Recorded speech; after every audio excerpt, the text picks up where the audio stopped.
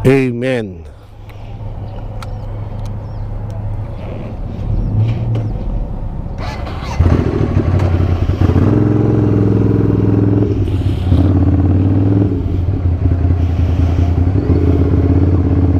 So what's going on mga katods? Today is a Sunday morning.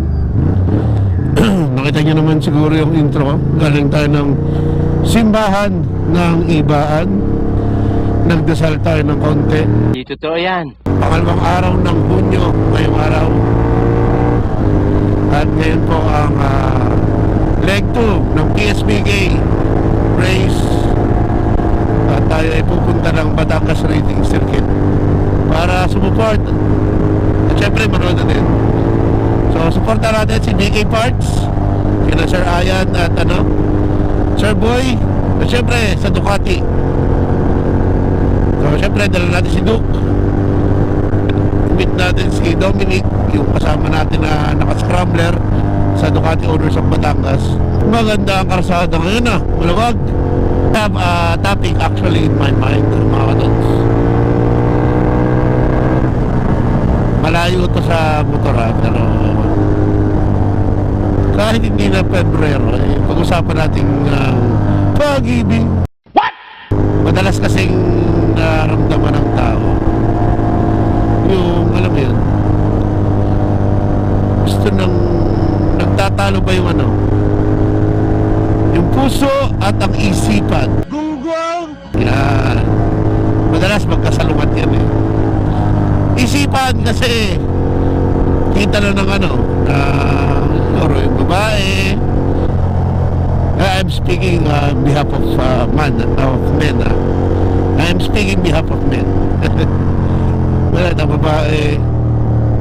O syempre, you are attracted to her, ganyan. Yun yung nararamdaman ka, gusto mo siya, puso yun umaandar nun. Pero may nakikita ka rin na masama, red flags kumbaga, yung maarte, yung ganyan, mayuying. Ano yun, isip ang gumagana doon. So madalas magkasalungat yan. Swerte ka sana kung makakita ka ng isang babae na parehong nag-aalaing ba yung puso ng dami. Yung nag-aalaing ba yung puso't isipan mo. So madalas kasi nag-win yung heart kasi na o-overtalo nung puso ang isipan. Well, para sa mga sa mga romantikong kagaya ko gago! Na mabilis ma-fall. Pero iba naman kasi hindi nila priority yung love. Kaya sila always thinking by the brain, which is I salute. Gamit ang kasi ang arte ng babae, ang daming padugi-dugi. Nakakapwisan. Ay nako. Kaya mga tons, pag may red flag na, ako yata yung nakita ko sobrang dami yung red flag. Puta, planeta na siya, Mars. Ang galing! Ang galing! Putang ina. Syempre dahil gusto natin siya, kahit tayong sumigi yun, parang hindi laging nag-aaway. Noon na siya ang galit, ngayon ako na ang galit. Pwede na! Nagre-retaliate na ako. Sa end of the world.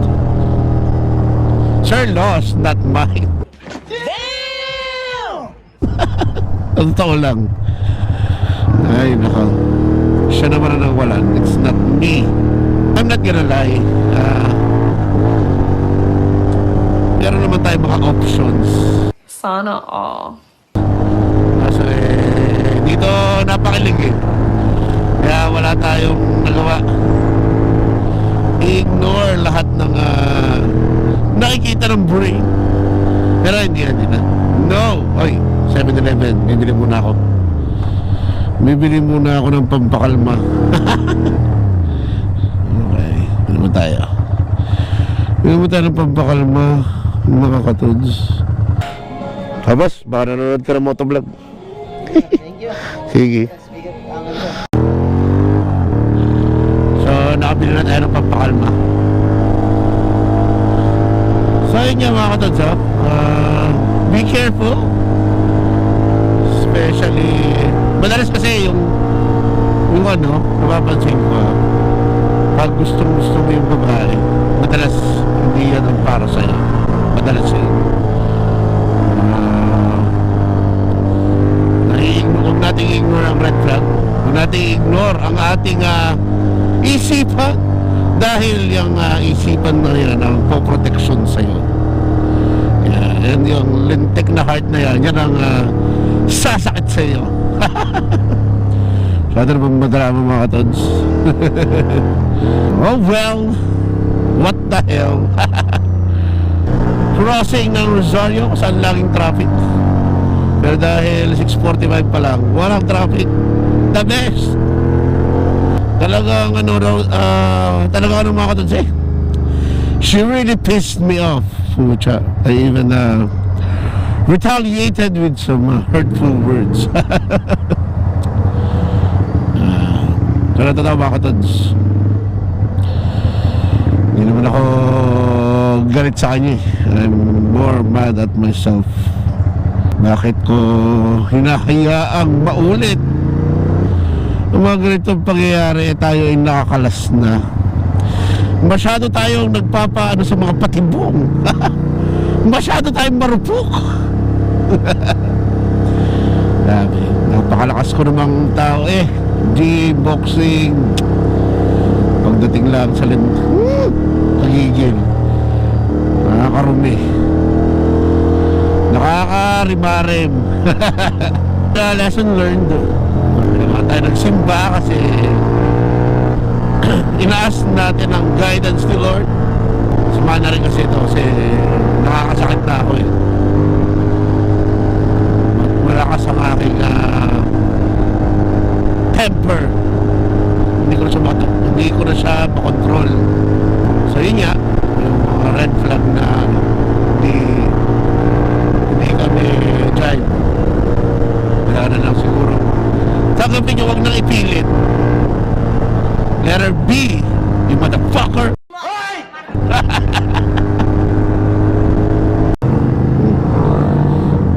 Ano mga to babanggain pa ako mga hindot. Flat white. So, gasolinahan ba siya? Yun. Nasa loob pala siya ng St. Bartholomew na gasolinahan. Yun. Tignan lang natin mag-open.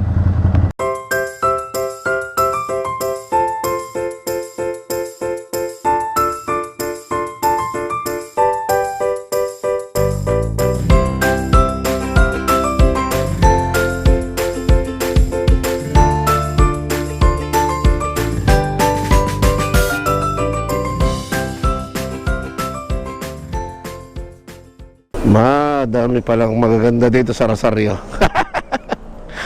Madaming potensyal. Paano masabi? So, nandito na si Dominic. Dala kanyang Ducati Scrambler night shift. Napakaganda. Yun, no? Potential buyer.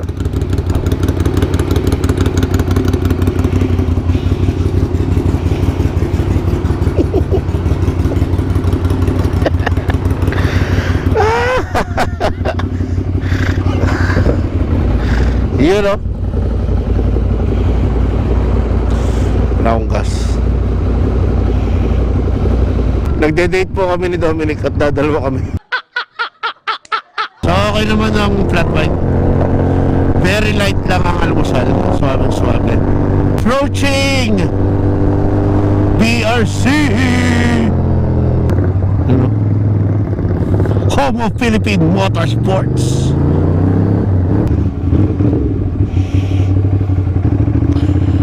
Yun tayo sa Malelem. Yun o. Yeah. Magabang tayo dito ng isa. Ang padak ni Marvin, mga labnan, puro Aprilia.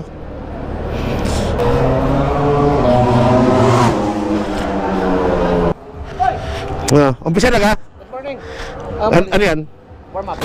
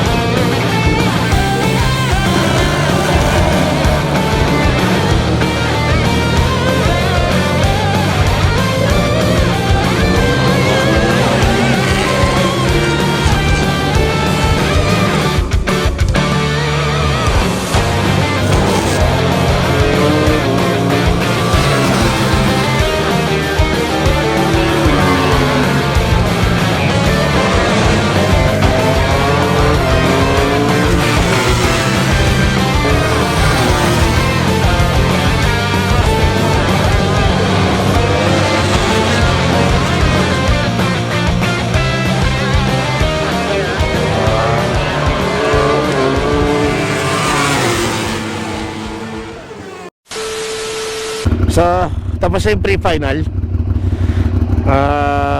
Congrats kay Marvin Mangalabnan. Second si TJ. And then nice. Nanalo yung babae. Sa ano naman, Group 1 naging third lang si BK Parts kasi lumuwag yung damper. So hindi na siya, he was leading sana. Good luck kay BK Parts. Mamaya kanina kasi nauna na siya dun sa dalawang panigale. May magaling si sir. Dito ko na po siguro tatapusin ang aking vlog for the day mga katods. Again, maraming salamat kay Dominic Perez sa pagsama dito sa leg 2 ng KSBK at Batangas Racing Circuit. Shoutout din sa father niya, kay Sir Danilo Perez. See you soon and ride with you soon, sir. Bye-bye, Dominic. Maraming salamat din kay BK Parts, kay Sir Boy Prane. Shoutout kay Sir Ayan, nasa Vietnam. Good luck sa final race mamaya ng leg 2. Ay kay Sir, yung hinete nila, huwag kang panghinaan ng loob, kaya mo yan. Importante safe at makatapos. He has the talent. Unfortunate na kasi kanina lumuwag yung damper. Kaya after nung red flag, nung na semplang si Troy, hindi na niya na-maintain yung first position. At hindi na rin siya makahabol kasi nga yung damper is lumuwag. Maraming salamat din sa mga katods nating nanonood ng ating video. Lahat po ay na-appreciate ko ang ilan nating views per upload natin. Maraming salamat po. Medyo napapadalawang isip na tayo sa pagsalid yan sa karera kasi nakita ko yung nangyari kay Troy. Naka-neck brace. I don't know kung how serious his injuries are, pero naka-neck brace siya, nakatakot. So anak pa naman tayo and nag-handle tayo ng business, so maraming umaasa sa atin. Let's see.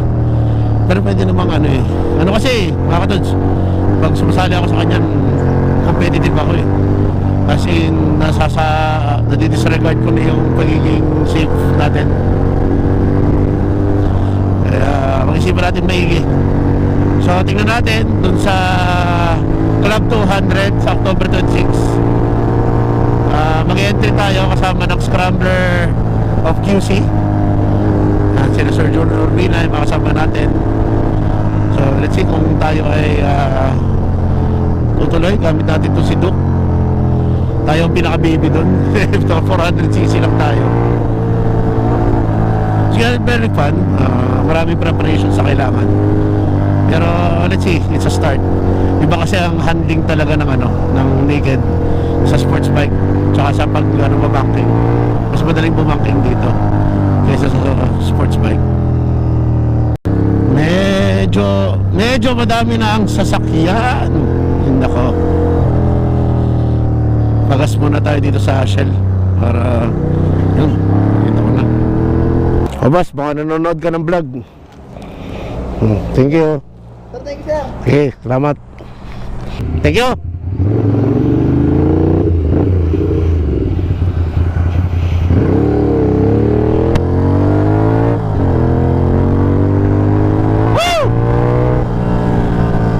Magmotor.